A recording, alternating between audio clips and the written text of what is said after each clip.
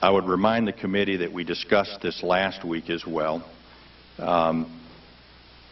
Dr. Lynch came back from Phoenix and asked to brief the four corners, of which in just a matter of hours we were able to have the four corners come together of the staff. And in that you said, and I'd like to know what gave you the impression that the list had been destroyed?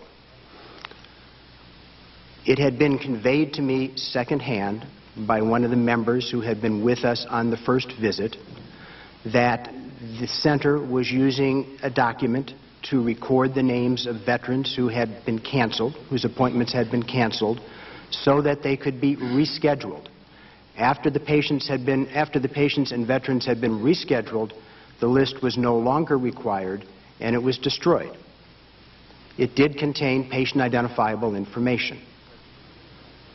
Okay, staff is telling me that it was described to them as a transitional document as people were transitioning from paper over to the electronic waiting list. And I guess my question is, was the list destroyed before or after this committee requested a preservation order for all documents? Mr. Chairman, it was my impression that those lists were destroyed before your preservation order. I was trying to explain, before you asked me to be brief, that this was occurring between October and November of 2012 and mid-2013. At the time of my first visit, we thought that the transfer was occurring to the electronic wait list. We learned during the course of the second visit that the transfer and the use of this document was occurring during the course of rescheduling patients because they were trying to provide care more promptly and because they were trying to consolidate clinic profiles to make the clinic management more efficient. So in that process, patient appointments were being canceled. The VISTA scheduling system that VA uses automatically generates a list of patients who are canceled, so that list can be used to reschedule patients. Once the rescheduling has occurred, the list is no longer necessary. So it is appropriately destroyed, as it does contain patient identifiable information.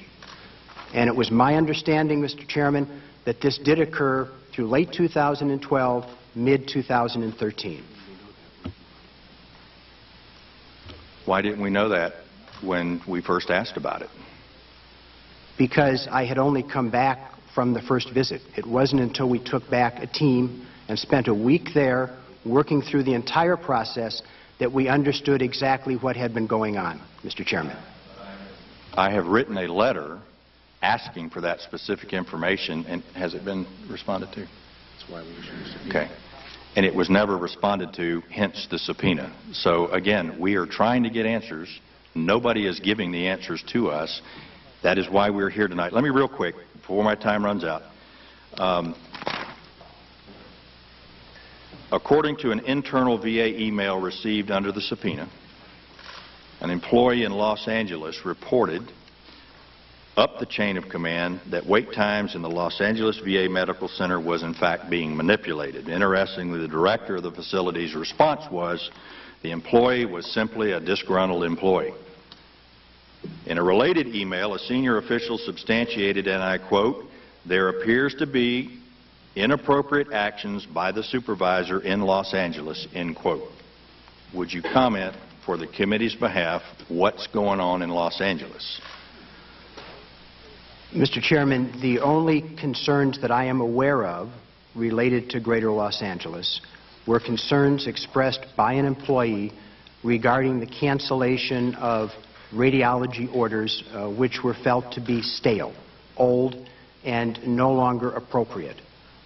It is my understanding, based on discussions with the Chief of Staff as well as the Chief of Radiology, that this was done after a careful review of those orders and the physicians were notified at the time of cancellation in case they needed to reschedule that appointment or request. So every single veteran was contacted who had one of their orders canceled?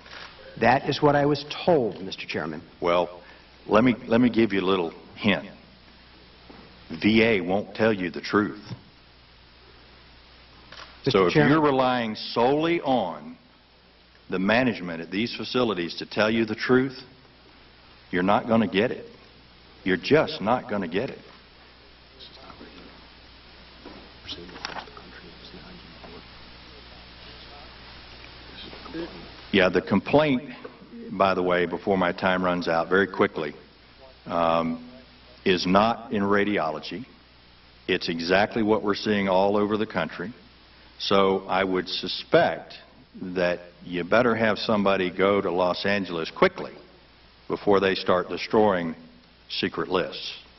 Mr. Chairman, if you Michelle. share the documentation with me, I will be happy to follow up. I think you know my commitment to veterans and my commitment to understanding problems with our VA healthcare system.